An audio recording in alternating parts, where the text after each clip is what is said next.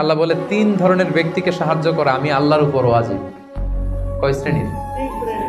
এর মধ্যে এক শ্রেণীর হচ্ছে যে বিয়ে করতে চায়, আর নাকি আল্লাযী ইউরিদুল আফাফ, পুত পবিত্র থাকতে যে, চরিত্র বাঁচাতে যে বিয়ে করতে চায়, টাকা নাই, সমস্যা এটা সেটা, কিন্তু খুব চাচ্ছে বিয়ে করতে। আল্লাহ বলে ওই যুবককে হেল্প করা আমি আল্লাহর জন্য ওয়াজিব হয়ে গিয়েছে। অনেকে বিয়ে করে না এই জন্য যে আগে ধনী হয়ে নেই, টাকা পয়সা কিছু হোক এরপরে বিয়ে করবো, কিন্তু ইসলামের সিস্টেম হচ্ছে আগে বিয়ে করো, এরপরে আমি আল্লাহ তোমার ধনী বানাই দেবো। ধনী বানায় দেয় কে?